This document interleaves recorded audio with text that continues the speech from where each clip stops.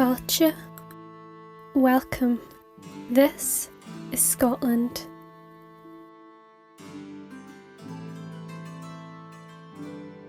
Though I was born here, I didn't live here until much later in my childhood, due to my parents' work abroad. Suddenly forced to leave our home in Central Asia as a result of political unrest, we found ourselves thrown back into a country and a culture that I, for one, had never really known. All I remember of the first few weeks here is a blur of grey days and dark, restless nights. Honestly, I felt like an immigrant in my own passport country. This is the story of how I learned to love this mysterious land and finally came to call it home. My name is Catherine Hedia, though these days and in this country I go by Cat. On the surface, I am a Scot. I have what could be considered an ancient Scottish heritage, descended from the McSporran clan and filled to the brim with Scottish blood. I have received a Scottish education, currently live in Scotland, and have even developed a mild Scottish accent to match. When I first moved here, however, I couldn't understand the Glaswegian dialect, was clueless about popular culture, and felt like no matter what I did and how hard I tried, I didn't fit. On top of it all, I was deeply grieving for my friends, my family, and my culture back home in Central Asia, though I didn't know it at the time.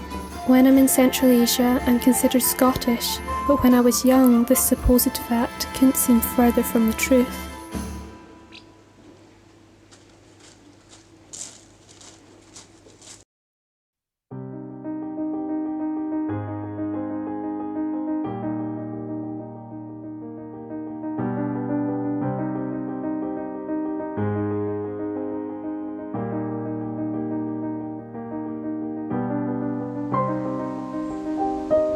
Though I'm naturally confident and expressive, my outsider status at school, combined with the sudden and traumatic move, had a huge knock-on effect on my self-esteem, and I withdrew into myself.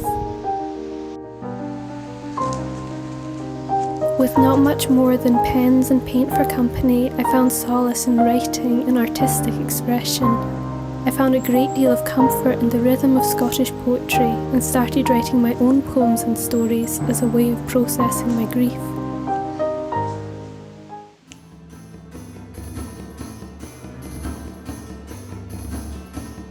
Art was my second love, serving as a colourful escape out of the cold, grey environment surrounding me. Claude Monet's paintings reflected the way in which I simultaneously felt like a vague yet resolutely vibrant outline of my true self. And Picasso powerfully demonstrated how I could use art to express how I felt, even if the expression of those feelings isn't deemed pretty or acceptable by everyone else.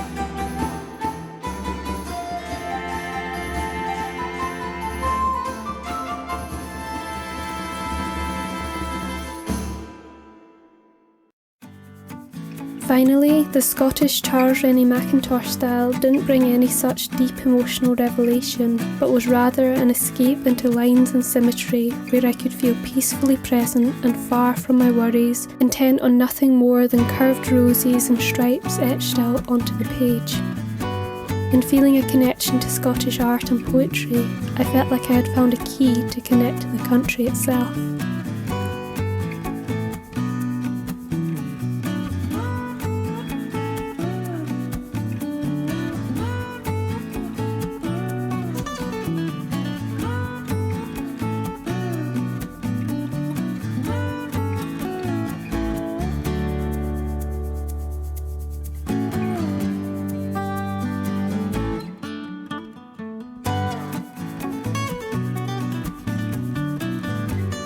Art also showed me a different way of looking at nature, which is the thing I love most about Scotland.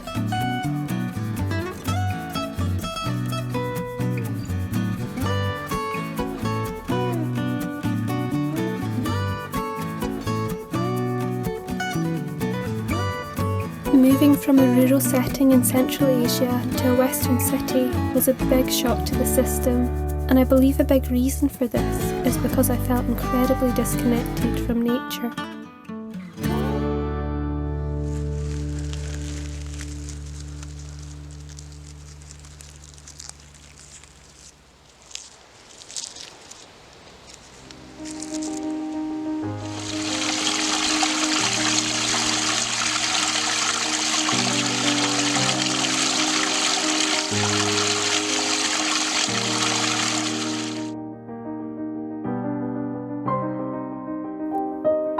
As I have grown older though, I have travelled more through Scotland and discovered the mountainous landscapes Scotland is famous for. Even in big cities such as Glasgow and Edinburgh, there is a wealth of beautiful country parks just a stone's throw from the inner city. Smelling the pine, feeling the earth beneath my feet, gazing out to blue mountains, tasting sweet Scottish water, and swimming in ice-cold lochs has been a deeply healing process for me.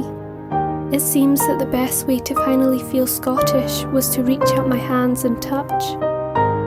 It's taken over a decade and I'm still a mishmash of many cultures, but for all the inner heart battles I've fought for Scotland, I believe I'm counted among Scotland the brave.